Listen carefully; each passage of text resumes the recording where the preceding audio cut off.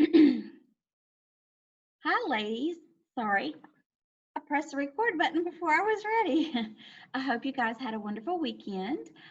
Welcome to Module 151, and we're going to be doing um, the beginning part of our KIMS manual.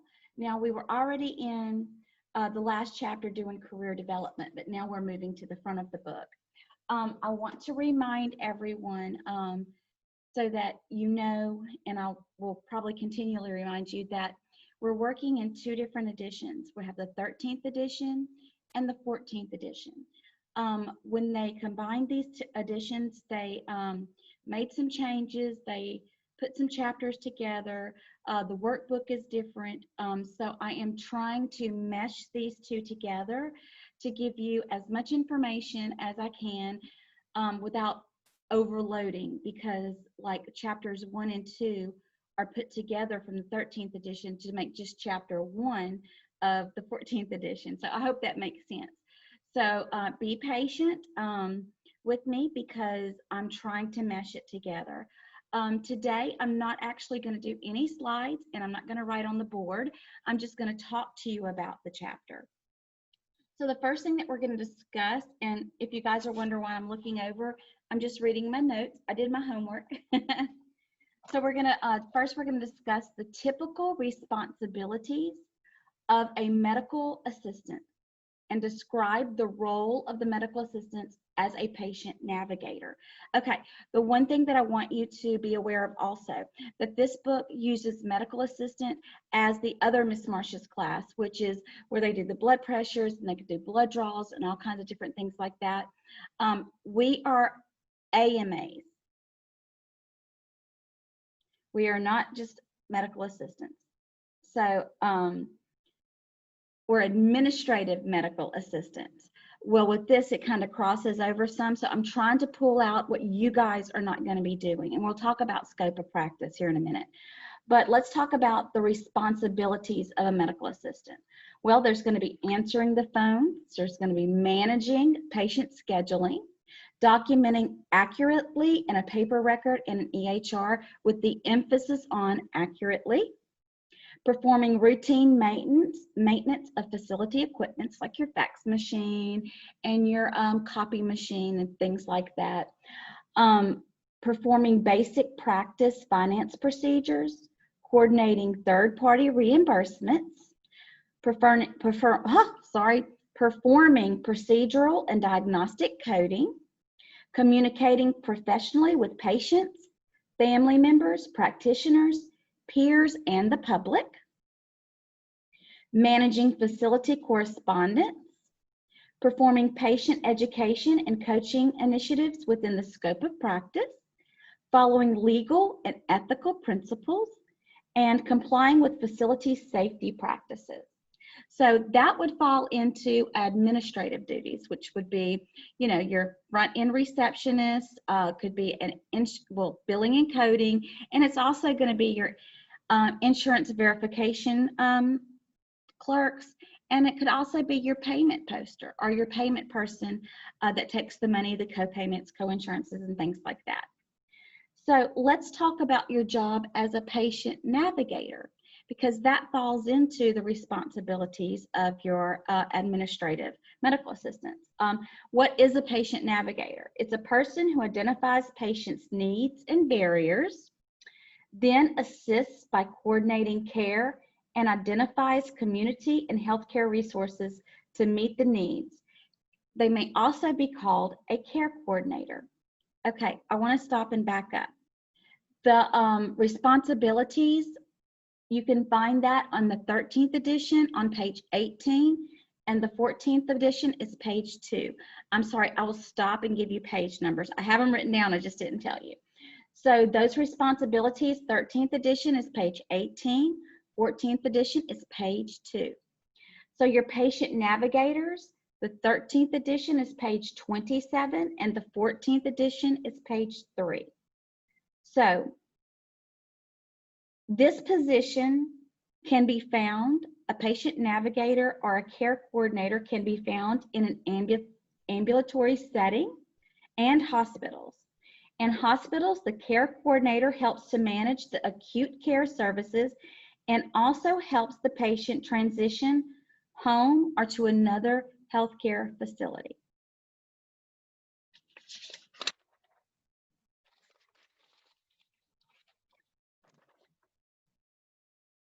Okay, so the next thing we're going to talk about is the professional attributes of an AMA. The 13th edition is found on page 18 and 19. The 14th edition is found on page 4. So here are the professional attributes. Has high ethical standards, displays integrity, completes work accurately and in a timely fashion, shows professionalism always, courteous, conscientious, and respectful. Now, these attributes you're going to need when dealing with patients and your coworkers. You're going to be needing to use all of those attributes. In a healthcare facility, professional behavior is expected. You're expected to be professional 100% of the time. Okay, let's talk about professional appearance. Now, you're going to find that it's a lot on that in these chapters, but we just went through our career development and we actually did a professionalism do's and don'ts project. So I'm just going to hit very quickly on professional appearance is absolutely necessary. The first impression, guys, you don't get a second chance to make a first impression. So if your dress code is that you wear scrubs, they need to be pressed, they need to be clean. Your hair needs to be neat. If you don't wear makeup, that's all right, but you need to make sure that you have a clean face and that you're presenting yourself well. You need to make sure that you have your name tag on and that it's visible. And I'm just looking. I'm just making sure I'm hitting everything. You guys know how to look professional. You all look great. Some of you have been in class with me and I get to see your scrubs and those are always on point and good. Just make sure that you pay close attention to how you're dressing. And I think all of you are going to do that. And I don't have to keep reiterating, but there you go. I may not mention it again, but I may. Okay, another thing that is going to be really, really important in working in a healthcare facility is prioritizing your time. You have to have priorities, you have to have goals. And I'm going to give you a little tool that is great in making your to-do list. You break it down into M, S, and C categories. Your M's are must be done today, your S should be done today, and your C could be done today if time permits. So being timely, scheduling your time, having goals, making sure that there's a list of priorities that are broken down into MSCs. Another thing that I want to talk to you about working in the medical industry is you have to have some really good problem-solving skills, critical thinking. I want to remind you that say it's your first day at work and you're learning how to work their EHR. So do you just go and sit and watch? I would say no, never. You need a notebook and you need a piece of paper and you need to be writing step 1, step 2, step 3. Because when you start the second day, they may go through it again with you, but you already have your steps and you can double check that. But when you start on your own and you're nervous and the phone is ringing and there's somebody here and you can't remember, instead of having to ask someone over and over and over again how you do things, you can pull out your little notebook and you can say, okay, in order to get into a patient's account, step 1 is, step 2 is, step 3 is. I'm going to tell a little story about when I worked at Acadiana Billing Solutions. I am just an organizer by nature, and so I color code everything. But what I did is say for Red River Cardiology, they were red because they said Red River Cardiology. And so I had a binder for them, but I didn't have just a binder for things that I needed to be reminded of for the office, but I also kept a binder of things that I learned about insurances that were specifically their payers. so I didn't always have to ask the questions again. When a student of mine went to work there, I kind of kept in contact. I knew the girl that she worked with in her department. And one of the things that fell through the cracks was she would ask the same questions over and over and over again. And so I was able to call her and say, what did I teach you about taking notes, keeping a binder, keeping things organized so that you don't have to ask the same questions over and over and over again, because employers don't like that. They don't want to tell you the same things. Now, if it's a new question, write down your new question, write down your answer, and then you're always going to be able to reference back to that. One of the things that, well, I'm going to get to that list. We're going to talk about correspondence because I'm going to give you a little idea of how you can be organized with office correspondence. So, talked about prioritizing time and critical thinking. I put the keeping notes in a binder with critical thinking because I always think sometimes we get into a habit it's easy just to go ask someone instead of researching and thinking about it yourself. You need to be a critical thinker. You need to be a problem solver all the way across the board. Okay, so we are going to talk about scope of practice. In the 13th edition, scope of practice is found on 28 through 29, and the 14th, it's 5 through 7. So we're going to be talking about scope of practice and standards of care. I'm going to give you the definition of both, okay? So this is the definition of scope of practice. Scope of practice is the range of responsibilities and practice guidelines that determine the boundaries within a healthcare worker's practices, while the standards of care is the level and type of care an ordinary, prudent healthcare professional with the same training and experience in a similar practice would provide under a similar situation. I'm going to take a little sip. Okay, so why is scope of practice important? I want you to go to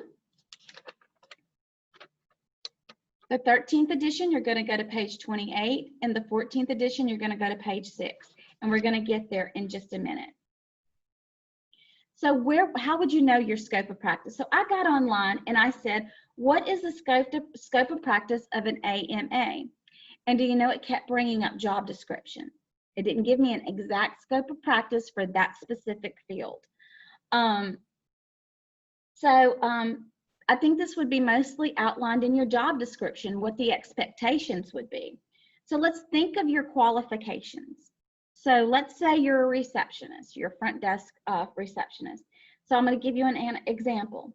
Jane Doe is an insurance verification clerk. Sorry, not receptionist, insurance verification clerk for Dr. Hold. The doctor comes in and asks Jane to give his patient, Mrs. Jones, a shot. So what would Jane do? She would have to say, Doc, I'm sorry, that is out of my scope of practice. I can't do that. Of course she can't. She doesn't know how to do that. She's not certified to do that. It's out of her scope of practice. Now that may seem silly and a little extreme, but you need to know what your scope of practice is. If I went to work right now for a medical facility, right now, and they asked me to take a blood pressure, I wouldn't feel comfortable. I don't have enough practice. It's not something that, you know, we hit on that here in class, but it's not really necessarily your scope of practice. It's great to know that, but I don't have enough experience. So I would say, I'm sorry, I don't feel comfortable with that. But if he asked me to come and hold a patient's hand because they're scared, they wouldn't do that. I know that that's a reach again, but you have to really look at your qualifications. So we're going to move on a little bit to standards of care. Defines what is the expected quality of care. Medical assistants not meeting the expected standards could be charged with negligence. So let's talk about standards of care for you. Well, that would be documentation, that would be organization, that would be professionalism, that would be how you're treating the patient face to face. Those are going to be your guys' standards of care. Just because you're not caring for the patient in the room, you're caring for them when they call. You're caring for them when they're at your window. You're caring for them when they're leaving and they're asking questions. Maybe they didn't understand something. You would then have to get a nurse, or if they had a pharmacy question or a dosage question, you can't answer those questions. That's out of your scope of practice. So now this is where I'm going to go ahead and we're going to be looking at pages 28 for the 13th edition and page 6 for the 14th edition. So let's talk about these. The following are examples of breaks in the standards of care in medical assisting. Now, some will apply to you and some will not, but we're going to read a couple of these. So the first one says, a patient calls reporting a persistent headache for 3 days. You tell the patient to go get some rest and take ibuprofen without referring the call to a provider. Well, no, that's out of your scope of practice. You should never do that. Okay, so the next one, a patient asks you to explain his lab report. You do your best to explain what his blood count levels mean. What is the problem here? It's out of your scope of practice. Now, if you're a licensed phlebotomist and you're doing medical billing and coding, or you're doing something in the front office and you have that certification and you've talked to your practitioner and he wants you to do that, then that is something that's being put into your job description that you need to talk to, that you guys need to discuss, and you need to be careful, you need to be comfortable with. So you can read through those other two, but we're going to continue to move on.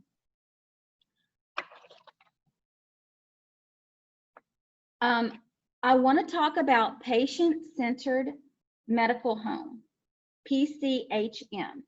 The 13th edition is going to be page 27, and the 14th edition is going to be page 21 to 22.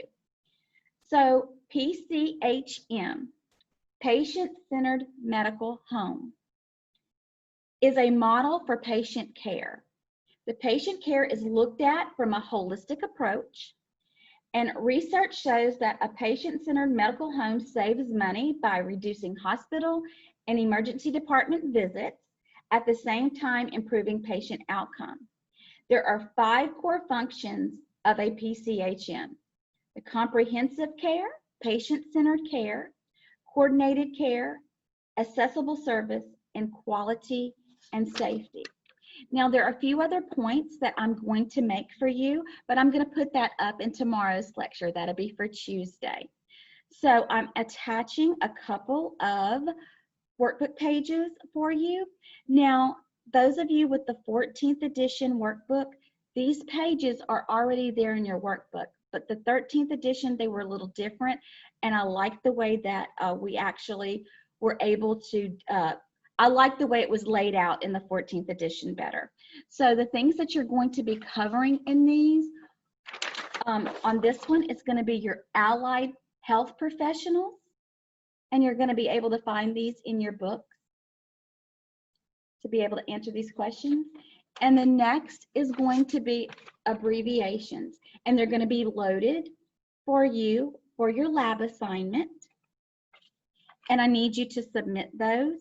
On these abbreviations, if for some reason you can't find these in your book, you may Google them. All right, guys, well, thank you for paying attention to part 1 of your first chapter in Module 151. Talk to you guys later. If you need anything, give me a call. Bye-bye.